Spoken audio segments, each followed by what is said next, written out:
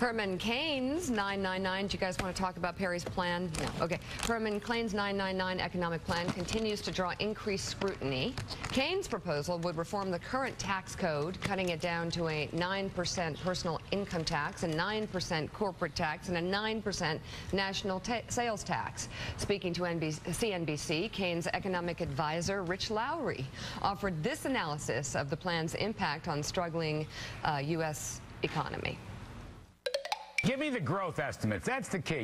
You're putting a lot of incentives in, but tell me how it's going to work out. All right, $2 trillion of more GDP, 6 million jobs, business investment increases by a third, wages go up by 10%, and if you fold all that growth together, federal revenues go up by 15%.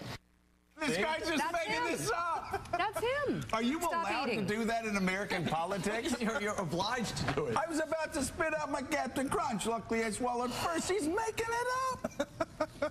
Employment goes up 10%. 999. And let me tell you something. Wages skyrocket. Let me tell you something. This is going to do a couple things. My plan, and I've got a plan too, 777. My plan actually is going to increase GDP by 24%.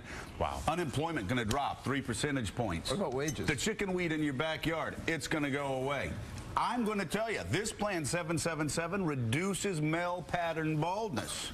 I mean, you can say whatever you want to say. Okay, by the way, that accountant from Schenectady or wherever he's from Ohio, Toledo, right? He's making it up. It's just seriously. But this so's Herman Cain. This is farce. Of course he is. They're just making it up. Seriously, it's great. it's like, it's entertainment. It's like look at him. Well, hold on. I love it. I know, but it's like he was so sure of himself. It's improv. It's improv. It is. This is because he had too much sugar. That's right. I threw away the Lucky Charms. You should have seen me yesterday. And what is brilliant about the 999? Forget solving erectile dysfunction.